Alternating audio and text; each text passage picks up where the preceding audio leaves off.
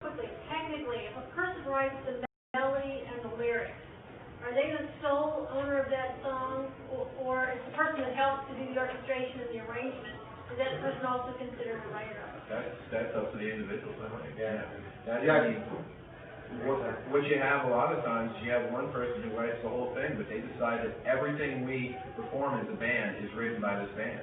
And so the writer's shares are distributed however they decide to distribute it. More than that, I think you're really beginning to address the question of who in fact is an author for legal purposes. The fact is, in order to be an author, there has to be some type of creative contribution, whatever that happens to be in a particular case.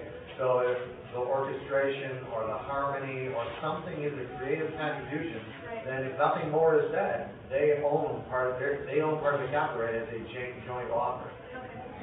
It gets problematic in recording when you have a person who happens to be an engineer who purports to be performing rather technical responsibilities using technical skills that are reproducible theoretically. Then all of a sudden they begin to make suggestions to how things sound a little better, what you might do to tweak the drums or something, and all of a sudden they become a producer, which is a creative contribution in many circumstances.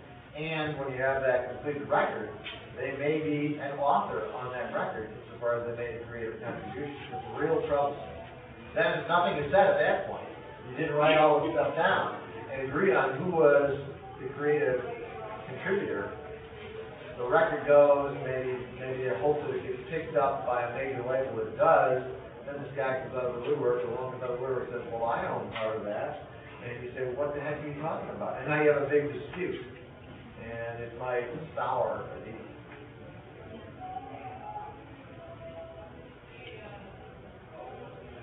Any other things you're interested in?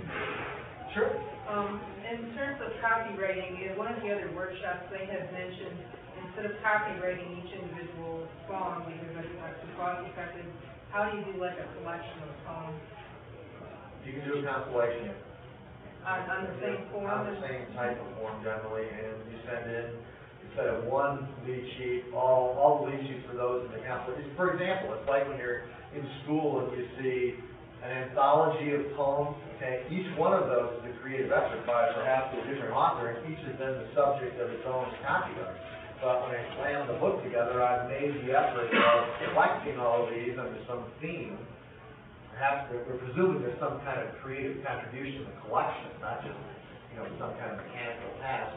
And the person can own a copyright in the anthology. Just like you pick up a magazine, you see a bunch of individual articles by different contributors, but then you see a copyright on the magazine itself, right, under the publishing company. It's the same principle as an album. I mean, it's not the same legal principle. It's the same idea of having a collection of songs grouped together under one copyright. I mean, that's governed by a similar but different set of rules, but it's the same idea. Randy, let me ask you a question, because I've never come across this, but as far as copyright is concerned, if you copyright 7 songs under one copyright, and you go then in turn and try to sell, somebody comes along and says, I want to buy this copyright from you because I want to perform this song, or some well-known performer says, I want to perform this song, but then you have another performer that says, I want to perform another song here. Do you have a problem then with a sale or trying to assign those rights? Do you know that? I have no idea. I've never had an experience with that. I can't imagine why you couldn't carve out the individual songs. I mean, yes, there is a copyright, but you can, with any assignment, well, this would be an assignment. That may be tax driven. It's actually a license. There's absolutely no problem. Yeah. There's absolutely no problem. You can license anything individually. It's like sampling. Okay. They're going to take 4 bars or something like that at most, maybe. Sometimes they're going to take the whole song. You license them for a flat fee or for a percentage. So you take part of what your action might be at anyway. So the idea is the registration is there for informational or legal evidentiary purposes. It's not there to constrain your interest in any way. So you can license out basically anything that you own, putting any limitations you choose. From a capital gains standpoint, you don't think you have a problem there? Or? No, I don't think so, because, again, it's just a Just the same registration. thing. When you Yeah. created each of those songs, Just okay, the registration. at different times, you had an independent copyright in each of those songs. Yep.